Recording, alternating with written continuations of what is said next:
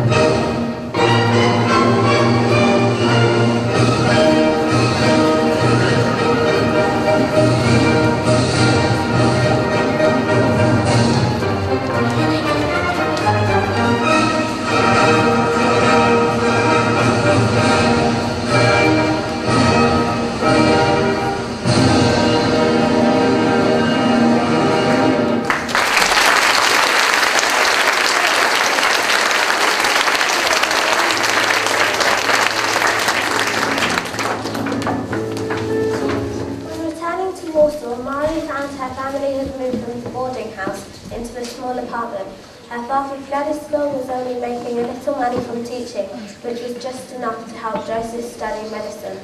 Both Bronnie and Marie had dreams of studying too, so Marie decided that she would go and work as a governess to support Bronnie while she studied in Paris. Marie moved to the flat, dull farmland of Struki, where she took up employment with the Zaraski family. She made friends with eldest sister Bronka, but it was her relationship with the eldest son, Kashmir, which proved the Victorian point.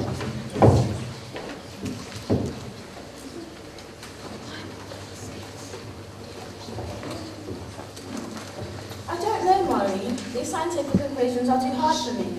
Nonsense, Bronka. They're easy once you see how they work. That's just the problem. I can't. We're not in a laboratory. We're sitting at my desk on a farm reading a textbook. So let's imagine we're in a laboratory then. Here are the gas burners, here are the glass beakers, here are the chemicals, and there are the solutions. So, what should our experiment be? You make it sound so simple.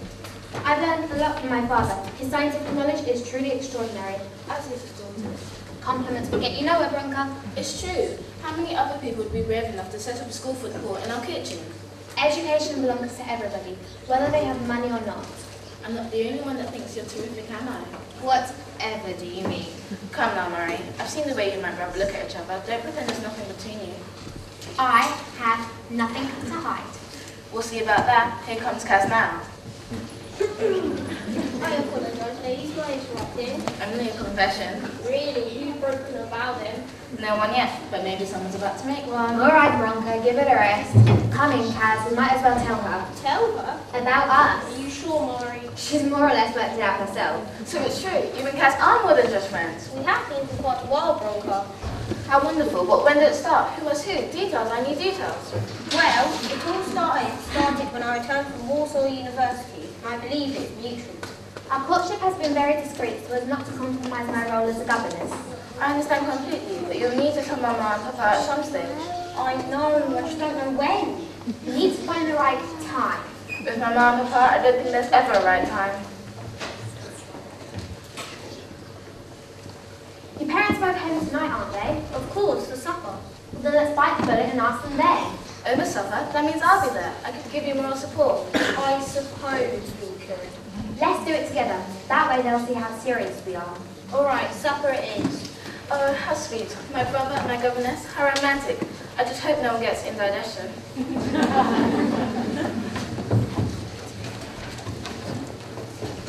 But Mari and Casimir's union wasn't received with as much favour as they were hoping for.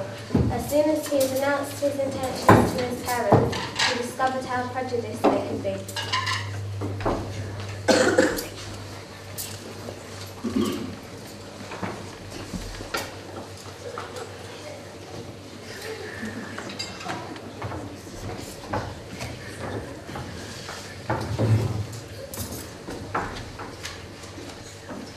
Married to a governess? Never!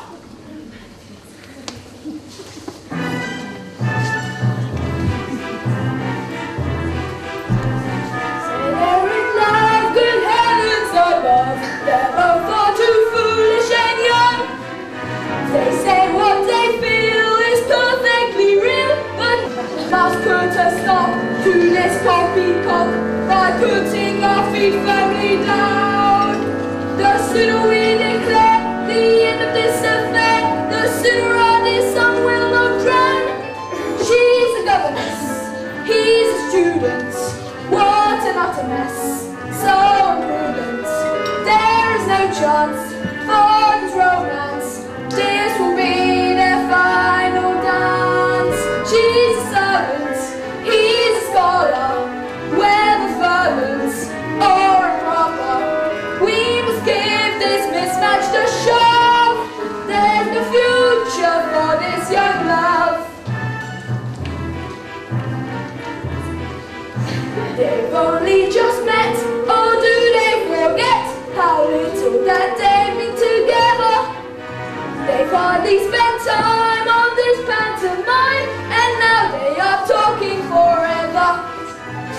Really not thinking, perhaps he's been drinking, but now that we know they can't hide. He wears just one dress, her hair is a mess, she makes such a bad-looking bride. We must put a stop to this poppycock by putting our feet firmly down. The sooner we declare the end of this affair, the sooner our dear son will not drown. She's a governess, he's a student. What an utter mess, so imprudent. There is no chance for this romance. This will be their final dance. She's a servant, he's a scholar. Whether fervent or improper, we must give this mismatch a shove. There's no future for this young love. She's a governess, he's a student. What an utter mess, so imprudent. There is no chance for this romance. This will be their final dance. She's a servant, he's a scholar. Whether fervent or improper, we must give this mismatch a shove. There's no future for this young love.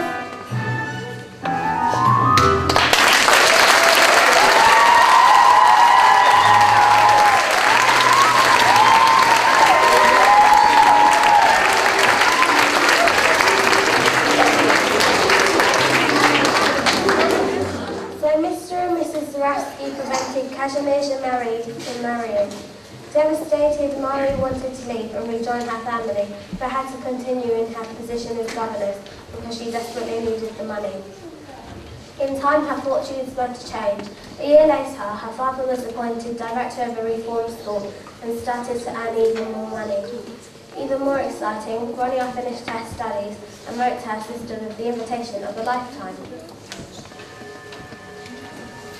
Cher Marie, ça va? Ça va très bien. Ici à Paris,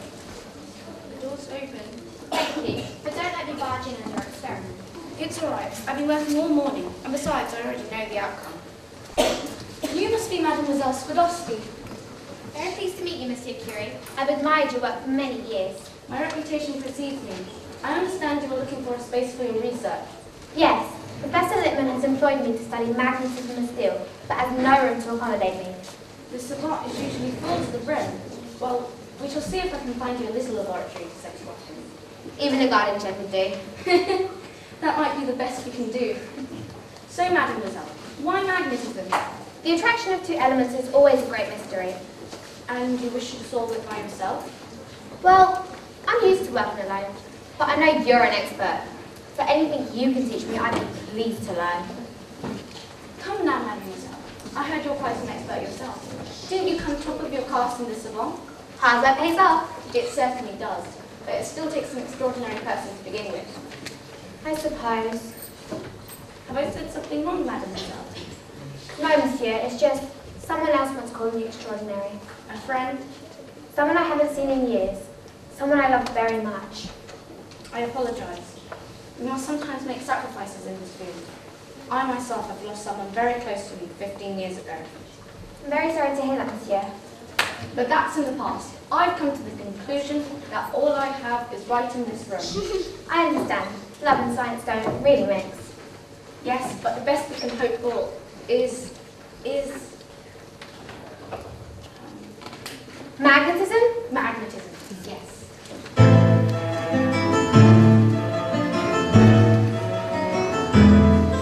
How strange to be a dream when this is our first meeting, and yet I feel we've met before. I'm dropped by your firm greeting.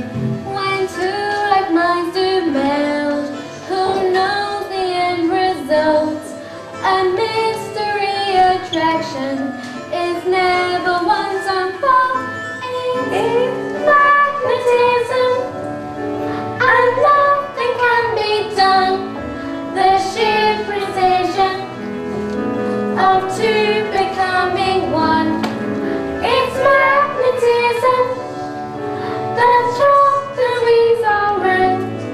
No subdivision, just scientific fact. When forces are at play that drag us both together, it happens every day. You can't resist forever. And when the force so strong, it cannot be denied. We know it won't be long until we're side by side. It's magnetism, and nothing can be done. The sheer precision of two becoming one. It's magnetism, that's just how we react. No subdivision, just scientific fact.